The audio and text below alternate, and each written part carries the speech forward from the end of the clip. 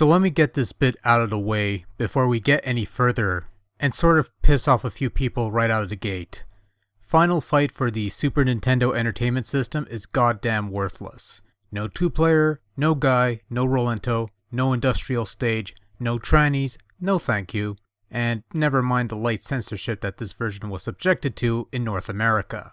But for those who wanted a taste of Capcom's legendary arcade beat-em-up at home at the time, this was their only viable option. Until the Sega CD version came along sometime later. Or, you could get yourself a Sega Genesis and play Streets of Rage instead. It's almost the same thing, but quite different, and a bit better than this shallow SNES conversion of Capcom's beat-em-up game. Fast forward to 1993 and Capcom begats Final Fight 2 for the Super Nintendo, an entirely original sequel, we promise, to a game that was originally a poor arcade conversion to the console.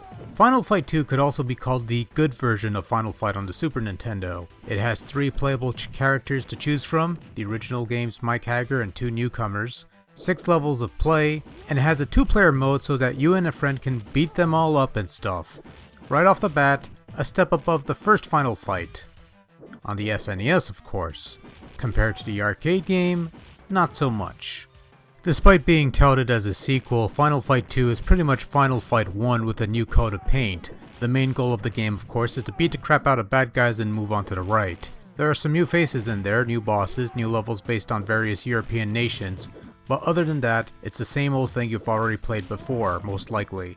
Haggar may be the only returning character, but newbies Carlo and Maki are pretty much shoo-ins for Cody and Guy, who both decided to sit this one out for some reason. Control's pretty much the same as before, one button attacks, the other jumps. Press both and you can do a special move that drains a bit of life. You have limited continues, you can find weapons and pickups to aid you on your adventure. It's the typical side-scrolling beat-em-up convention that's been done countless times before and since. The thing about Final Fight 2 more than anything is how rather unremarkable the game really is. What does Final Fight 2 do that makes it a step above Final Fight 1?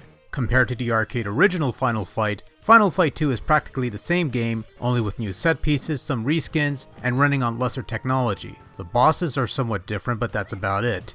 You're pretty much doing the same stuff here you were doing in that original game. However, when compared to the Super Nintendo version of Final Fight 1, Final Fight 2 feels like a more complete game, adding in bits and pieces to the package that the first port over lacked. No 2-player mode in the first game, now it's in the second. Only 2 playable characters in the first game, now there's 3. No Rolento boss fight in the first game, now he's the boss of the 5th level and called Roland for some reason. No trannies in the first game? Sorry, no help there. Actually, if I recall correctly, the Japanese version of Final Fight 2 originally had 2 female enemies in the game, or were they another set of trannies, I really don't know, but when localized were changed over to 2 male enemies. I find it somewhat amusing that they would go out of their way to change the 2 female baddies to male, but keeping the sole female protagonist in the game, because it's okay to beat up on girls when they're the heroes. Oh, where's that refrigerator? It's time to add another one to the list. For all intents and purposes, Final Fight 2 is a visually passable game that is more or less on par with most Super NES games of the time. The characters featured here are still roughly the same size as those featured in the previous port. Slightly smaller characters than what you would get in the arcade hardware. You only fight 2 or 3 enemies at a time as opposed to near dozens in the arcade game. The various health meters and the typeface used is a bit of an improvement over the prior game. The various stages and locales are rather decent looking, but save for a couple cameos here and there, there's virtually nothing of note here. The game overall looks fine, but nothing really special or exciting, it just looks fine. That's all I got, really. In terms of sound, Final Fight 2 has passable tunes, nothing great or memorable, but otherwise nothing utterly horrible. Certainly nothing that's going to stick with you long after gameplay is concluded. Sound effects are your typical punches, kicks, grunts, and whatnots. Nothing of note to be said there either, they're just there and they sound fine.